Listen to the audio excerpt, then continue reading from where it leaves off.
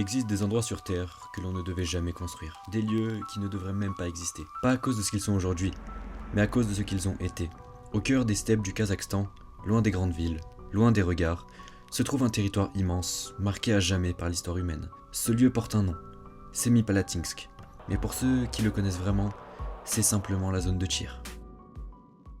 Tout commence en 1949. À cette époque, le monde est divisé. Deux puissances s'opposent, les États-Unis et l'Union soviétique. Une guerre froide, sans combat direct, mais avec une course effrénée vers la destruction. L'objectif est simple, créer l'arme la plus puissante jamais conçue, et surtout, montrer qu'on est prêt à l'utiliser. Alors l'Union soviétique choisit un endroit isolé, vide en apparence, un endroit parfait pour tester l'impensable. Mais ce que les cartes ne montraient pas, c'était les vies humaines, car autour de cette zone, des milliers de personnes vivaient déjà. Des villages entiers, des familles, des enfants. Et pourtant, le programme commence. Le 29 août 1949, la première bombe nucléaire soviétique explose. Une lumière aveuglante, suivie d'un silence puis d'un souffle, capable de parcourir des kilomètres, et ce n'était que le début. Pendant les années qui suivent, les explosions se multiplient, encore et encore. Parfois au sol, parfois dans les airs, parfois sous terre, mais toujours avec des conséquences. Les habitants des villages voisins n'étaient pas évacués, ils n'étaient pas protégés, et surtout ils n'étaient pas informés. On leur demandait simplement de continuer à vivre normalement, même lorsque le ciel s'illuminait comme en plein jour, même lorsque les vitres explosaient sous la pression, même lorsque la terre semblait trembler sous leurs pieds. Certains témoins racontent avoir vu leurs ombres se projeter sur les murs sous l'intensité de la lumière, d'autres parlent d'un silence étrange juste avant l'onde de choc, comme si le monde retenait son souffle. Mais le vrai danger n'était pas visible, et il n'avait ni odeur ni couleur, juste des particules invisibles, les radiations. Elles se déposaient partout, sur le sol, dans l'eau, sur les cultures, et lentement dans les corps.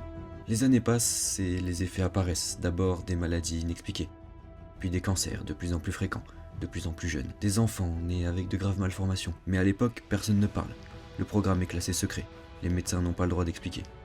Les habitants n'ont pas les moyens de comprendre et le monde ne sait rien. Au total, plus de 450 explosions nucléaires sont réalisées à Semipalatinsk. 450. Un chiffre difficile à imaginer. Un chiffre qui représente des décennies d'exposition, des décennies de silence, et surtout des décennies de conséquences. En 1989, à la chute de l'URSS, le site est finalement fermé.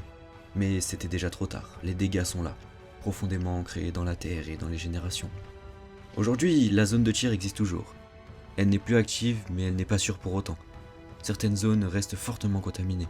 Et pourtant, des gens vivent encore à proximité, parce que partir ce n'est pas toujours possible, parce que leur vie est ici, parce que parfois le danger invisible est plus facile à ignorer.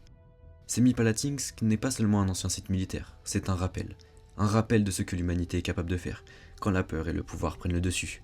Et même aujourd'hui, des décennies plus tard, une question reste en suspens. Combien de vies ont réellement été sacrifiées dans cette zone dont personne ne parle ?